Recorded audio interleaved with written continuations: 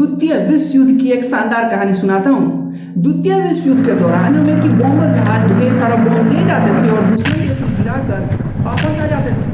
लेकिन इस युद्ध में अमेरिका के बहुत सारे बॉम्बर जहाजों को दुश्मन देश गिरा दे रहा था और इसे देखते हुए अमेरिका की मिलिट्री ने डिसाइड किया कि इन बॉम्बर प्लेन्स को और मजबूत बनाने की जरूरत है। उनको मजबूत बनाने के लिए उसमें स्टील की आर्मर प्लेट्स लगानी थी। लेकिन जैसा आपको पता ही होगा दोस्तों कि बॉम्बर जहाज जो होता है वो पहले से ही बहुत भारी होता है और उसमें बॉम्ब भी बहुत भारी लदना होता है, जिसके कारण उसके वेट को कम रखने की जरूरत होती है। अगर पूरे प्लेन में आर्मर प्लेटिंग लगा दी जाती तो प्लेन इतना भारी हो जाता कि उसकी इफिशियंसी ही कम हो जाती। इसलिए डिसाइड किया गया कि सिर्फ कुछ क्रिटिकल जगहों पे ही आर्मर लगाई जाए, यानी उन जगहों पे आर्मर लगाई जाए जहां पे प्लेन गोली लगने से गिर रहा हो या जहां पे लगाने से प्लेन बच जाए और वापस लौट आए सेफली बॉम्ब गिराकर।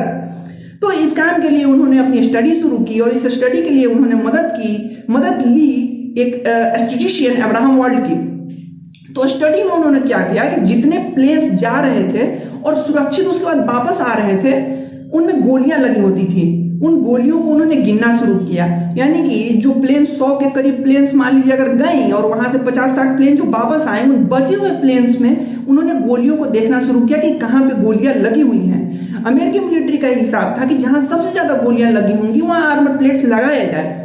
तो उन्होंने जब स्टडी किया तो उन्होंने पाया कि सबसे ज्यादा गोलियां जो है विंग्स पे लगी हुई थी। उसके बाद दूसरे नंबर पे गोलियां टेल पे लगी हुई थी। तीसरे नंबर पे गोलियां जो थी वो कॉकपिट पे और बिल्कुल नामात्र की प्लेन ऐसे थे जिनमें इंजन पे गोलियां लगी हुई थी दोस्तों। हाँ जी हाँ दोस्तों, जो प्लेन वापस आए थे उनमें बहुत ही कम ऐसे प्लेन्स थे जिनके इंजन पे गोलियां लगी हुई थी। अब धारणा जो बनाई गई उसके अकॉर्डिंग जो धारणा बहुत सारे लोगों ने बनाई, मिलिट्री के लोगों ने भी सजेस्ट किया कि विंग्स पे हम आर्मर लगाते क्योंकि वहां सबसे ज्यादा गोलियां लगी है। लेकिन जो स्टेटिशियन इस काम के लिए बुलाए गए थे अब्राहम वर्ल्ड, उन्होंने कुछ और ही सजेस्ट किया। उन्होंने इंजन पे आर्मर लगाने का सजेशन दिया दोस्तों। अब देखिए चौंकाने वाला निर्णय उन्होंने क्यों लिया। उन्होंने चौंकाने वाला निर्णय इसलिए लिया दोस्तों क्योंकि उन्होंने अपने डिसीजन में एक जो टर्म मैं अभी बोलने वाला हूं उसको कंसीडर किया। उन्होंने सर्वाइवरशिप बायस को कंसीडर किया दोस्तों। जी हाँ, उन्होंने सर्वाइवरशिप नाम के एक बायस को कंसीडर किया अपने डिसीजन मेकिंग में। अब असल में होता क्या है, असल में ऐसी बायस जो होता है हमारे दिमाग में पहले से ही बने कुछ कॉग्निटिव बायस होते हैं, उन्हीं का एक टाइप होता है। इसमें हम क्या करते हैं कि असफलता का कारण सफल लोगों के बीच ढूंढते हैं और अपनी स्टडी सिर्फ सफल लोगों के बीच ही करते हैं। जैसे हम यहाँ बचे हुए प्लेन्स को कर रहे थे, जो प्लेन गिर गए उनकी स्टडी हमने नहीं की। अब्राहम वर्ल्ड ने वही किया। अब्राहम वर्ल्ड ने अपनी लॉजिक को दौड़ाया और उन्होंने सोचा कि जिस प्लेन के विंग्स पे इतनी ज्यादा गोलियां लगी हैं वो वापस आ चुकी है, यानी कि जिन प्लेन के विंग्स पे गोलियां लगेंगी फिर भी वो सेफली वापस आ जाएंगी। लेकिन इंजन पे नामात्र गोलियां लगने का साफ मतलब यही था कि अगर किसी प्लेन के इंजन पे गोली लग रही है तो वही गिर जा रहा है दोस्तों। इंजन का हिस्सा मतलब बहुत कमजोर है बॉम्बर का, क्योंकि ऐसा धारणा है या ऐसा आप बोल सकते हैं कि युद्ध में गोलियां जो है पूरे प्लेन्स पे लगी होंगी। ऐसा तो नहीं होगा कि किसी एक पर्टिकुलर हिस्से में गोलियां लगी होंगी, लगभग सभी हिस्सों में गोलियां लगी होंगी। लेकिन जिन प्लेन के विंग्स पे गोलियां लगी वो वापस आ गई और जिनके इंजन पे गोलियां लगी वो वापस नहीं आई। यही वो कारण था जिसके कारण ऐसे प्लेन की संख्या बहुत कम थी जिनके इंजन पे गोलियां लगी हुई थी। अब्राहम वर्ल्ड के इस फैसले पर काम किया गया और ऐसा देखा गया कि पहले से कहीं ज्यादा प्लेन्स वापस आ रही थी और बात उनकी सही निकली। विंग्स के हिस्से पे गोलियां लगने के बाद प्लेन्स गिर जा रही थी, वहां आर्मर लगाने से बहुत सारे प्लेन्स को बचा लिया गया। अब इसका हमारे जीवन पे भी बहुत गहरा असर है दोस्तों। ये सिर्फ मिलिट्री की बात नहीं है या मैथमेटिक्स की बात नहीं है। सर्वाइवरशिप बायस जो है हमारे जीवन को भी बहुत ज्यादा इफेक्ट करता है और वो इस तरह से इफेक्ट करता है दोस्तों कि बचपन से ही आपको कहानियां सुनाई जाती हैं बिल गेट्स की, मार्क जुकरबर्ग की, बिलियनियर्स की, आईएएस टॉपर्स की, यानी कि सक्सेसफुल लोगों की सिर्फ कहानियां सुनाई जाती हैं। असफल लोगों की कहानियां सुनाई नहीं जाती हैं दोस्तों। न तो कोई असफल लोगों की कहानियां सुनने में इंटरेस्टेड है, ना उन्हें दर्ज करने में इंटरेस्टेड है। अब चलिए मैं यहाँ पे आपको 2 एग्जाम्पल देता हूँ। सबसे पहला एग्जाम्पल एक कहानी से शुरू करते हैं। आपको एक कहानी सुनाई जाती है कि एक college drop out Bill Gates billionaire बन जाता है। अब यहाँ पे ये मोटिवेट करने के लिए तो बहुत अच्छा है दोस्तों। अगर कोई कॉलेज कंप्लीट नहीं कर पा रहा है किसी मजबूरी से तो उसके लिए कहानी बहुत अच्छी है। लेकिन कोई बच्चा अगर कॉलेज में उसे मुसीबतें आ रही हैं पढ़ाई करने में या उसे पढ़ाई बोझल लग रहा है तो इस कहानी से मोटिवेट होकर ये सोच सकता है कि मैं कॉलेज ड्रॉप आउट करके बिलियनियर बनूंगा। पर आप खुद अपना लॉजिक दौड़ाइए दोस्तों, क्या ये फैक्ट है कि कॉलेज ड्रॉप आउट करना और बिलियनियर बनना आपस में रिलेटेड है? क्या ये दोनों के बीच में थोड़ा सा भी कुछ रिलेशन आपको दिख रहा है? नहीं दोस्तों, जबकि बिल्कुल इसके उलट है। जितने में जिंदगी में अगर आप 100 सक्सेसफुल लोगों से मिलेंगे तो पाएंगे उसमें 80 से ज्यादा सक्सेसफुल लोग सक्सेसफुल इसलिए है क्योंकि उन्होंने अपनी कॉलेज की पढ़ाई पूरी की है और वो पढ़ाई मन लगा के पूरी की है। अब 100 में से इक्का दुक्का लोग ही ऐसे होंगे जिन्होंने आपके सफल होने के जो तरीके हैं उसको उलट पुलट करके रख दिया होगा, और उन्हीं का उदाहरण दुनिया देना पसंद करती है दोस्तों। और हम इसी चक्कर में सर्वाइवरशिप बायस में फंस जाते हैं और गलत डिसीजन ले लेते हैं।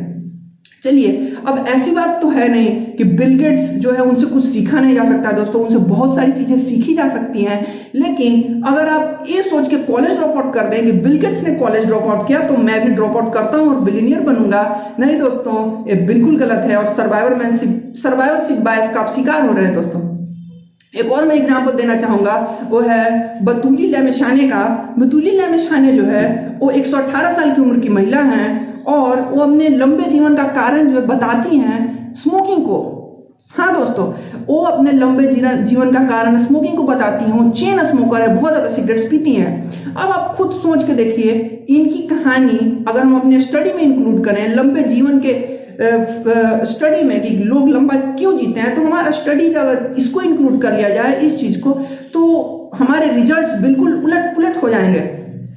अब असलियत में अगर आपको जानना है कि सिगरेट पीने वाले के साथ क्या होता है तो कभी आप हॉस्पिटल जाकर देखिए दोस्तों। ऑन एन एवरेज सिगरेट या स्मोकिंग करने वाले लोग बहुत कम जीते हैं और जो स्मोकिंग नहीं करते हैं वो ज्यादा दिन जीते हैं दोस्तों। और यही बात सत्य है, लेकिन ये कहानी उसे उलट पुलट करके रख देती है। तो इन दो एग्जाम्पल से हम ये समझते हैं कि इन सफल लोगों की कहानियां, सफल मैं इन्हें नहीं कहूंगा, एक्स्ट्राऑर्डिनरी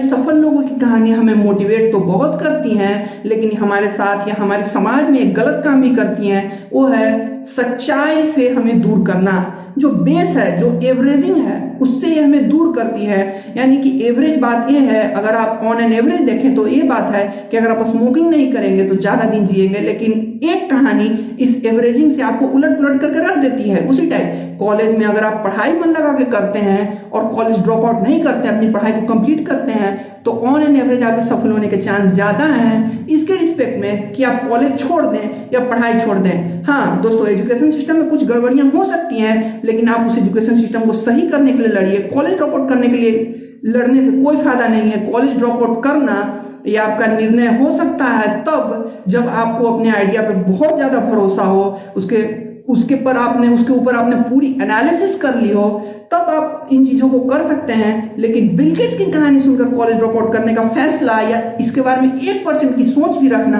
वो बहुत ही ज्यादा खतरनाक है दोस्तों। तो इस वीडियो में मेरा कहने का तात्पर्य बस यही है कि आप जब भी कोई फैसला ले तो सिर्फ सफल लोगों की कहानियों को इंक्लूड अपने स्टडी में न करें, कुछ असफल लोगों से भी मिलें। और असफल लोगों की कहानियां ढूंढना बहुत ज्यादा मुश्किल है दोस्तों, क्योंकि उनकी कहानियां ना तो दर्द कोई करता है न कहीं आपको आसानी से मिलती हैं। सफल लोगों की कहानियां तो आपको बहुत ज्यादा मिल जाएंगी। तो आज के बाद मेरा यह मानना है कि अगर आपने इस वीडियो को देखा और समझा होगा तो असफल लोगों की कहानियों को भी उतनी ही इज्जत देंगे जितनी आप सफल लोगों की कहानियों को देते हैं। अगर किसी ने प्रयास किया है और वो असफल हुआ है तो उसकी कहानी भी उतनी ही ज्यादा जरूरी है जितना सफल लोगों की कहानियों को सुनना जरूरी है।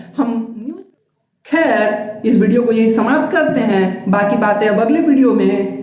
और मुझे आपको सर्वाइवरशिप बायस के बारे में बता के बहुत मजा आया। अगर आपको भी इस वीडियो को देख के मजा आया दोस्तों तो इस वीडियो को लाइक करिएगा, और मेरा चैनल भी अभी नया है, इसे सपोर्ट की बहुत जरूरत है, तो आप इसे सब्सक्राइब करिए और बाकी लोगों से भी इस चैनल को सब्सक्राइब करवाइए। और तब तक आप खुश रहिए, सोचते रहिए और डेवलपमेंट करते रहिए।